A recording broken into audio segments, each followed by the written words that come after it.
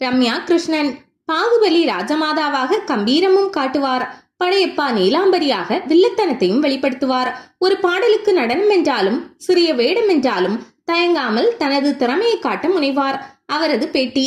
வெள்ளை மனசு என்ற தமிழ் படத்தின் மூலமாக தான் நான் முதலில் சினிமாவில் அடியெடுத்து வைத்தேன். சினிமாவுக்கு வந்த புதிதில் எனக்கு நடிப்பு வரவில்லை. அப்போது நான் சிறந்த நடிகையும் இல்லை.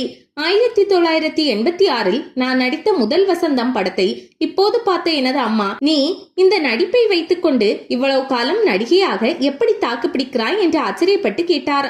இதிலிருந்து எனது நடிப்பு அப்போது எப்படி இருந்தது என்பதை புரிந்து கொள்ளுங்கள். அது மட்டுமில்லாமல் நான் நடித்த பல படங்கள் தோல்வியையே சந்தித்தன. இதனால்தான் தெலுங்கு சினிமா துறைக்கு செல்ல வேண்டிய நிலைமை எனக்கு ஏற்பட்டது.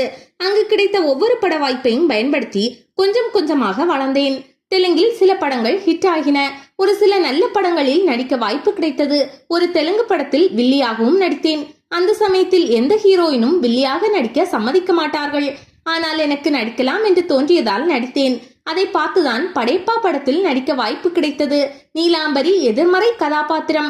ரஜினிகாந்துக்கு எதிராக அந்த கேரக்டரில் நடிக்க வேண்டுமா என முதலில் யோசித்தேன். ஏண்டா இதில் நடிக்க ஒப்புக்கொண்டோம் என்ற மனநிலைதான் படப்பிடிப்பின் போதும் எனக்கு இருந்தது. ஆனால் படம் ரிலீஸ் ஆன பிறகு மொத்தமும் மாறிவிட்டது. அதற்கு முன் நான் நடித்த அனைத்து படங்களை காட்டிலும் கூடுதலான வரவேற்பு படைப்பா படத்தில் எனக்கு கிடைத்தது.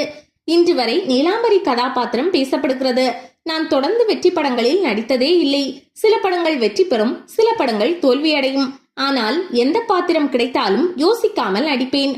ஹீரோயினாக, துணை நடிகையாக, அம்மாவாக, ஒரு பாடல் டான்சராக, வில்லியாக என எதுவாக இருந்தாலும் நடித்தேன். பஞ்சதந்திரத்தில் மேகி என்ற விலைமாது கதாபாத்திரத்தில் நடிக்க கேட்டார்கள். அது கமல் படம் என்பதால் மட்டுமே சம்மதித்தேன். இல்லையென்றால் நடித்திருக்கவே மாட்டேன். நடிகரும் பத்திரிகையாளருமான சோ எனது மாமாதான்.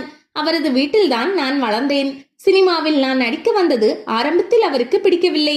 என் அம்மாவை அழைத்து சினிமா அவளுக்கு வேண்டாம் என்று கண்டித்தார். ஆனால் நாங்கள் அவரது பேச்சை கேட்கவில்லை.